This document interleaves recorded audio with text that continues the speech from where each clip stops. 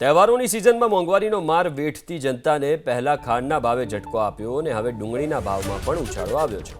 ડુંગળીના ભાવમાં થયેલા વધારાએ સામાન્ય માણસના રસોડાથી લઈને રેસ્ટોરન્ટ અને હોટલના માલિકોના વ્યવસાય સુધી સૌના બજેટ ખોરવી નાખ્યા છે। આ સ્થિતિ વચ્ચે સરકાર સક્રિય થઈ છે। ડુંગળીના ભાવને નિયંત્રણમાં રાખવા માટે તેનો સતત પુરવઠો આવશ્યક છે। આ હેતુસર સરકાર કાંદા એક્સપ્રેસ ચલાવી રહી છે। વધતા ભાવ વચ્ચે તેનો પ્રથમ જથ્થો આજે નાસિકથી દિલ્હી રવાના થયો।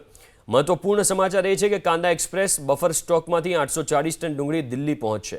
आ जत्थाथी भरेली 21 वेगन धरावती एक विशेष ट्रेन टूंक समय में राजधानी दिल्ली पहुंचवानी है।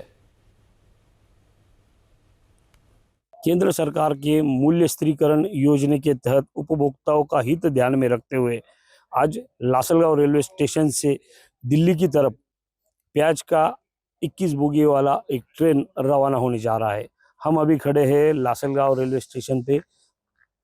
वीडियो के माध्यम से आप देख सकते हैं ये 21 बोगी जो है यहाँ पे खड़ी है और इसके माध्यम से जो है दिल्ली की तरफ प्याज जाने वाला है। लासलगांव से नाफेड और एनसीएफ द्वारा खरीदी गया बफर स्टॉक का प्याज आज दिल्ली रवाना किया जा रहा है। लासलगांव रेलवे स्टेशन पर प्याज का ये रैक पहुंच चुका है और कुछ ही देर में ट्रकों के जरिए प्याज को बोगियों में लोड किया जाएगा। यह प्याज दिल्ली पहुंचने के बाद नासिक जिले के विभिन्न कृषि उपज मंडी समितियों में प्याज के भाव पर सीधा असर पड़ने की संभावना है। किसानों की मांग है कि बफर स्टॉक में रखा प्याज देश के अन्य हिस्सों में भेजने के बजाय विदेशों में निर्यात किया जाए।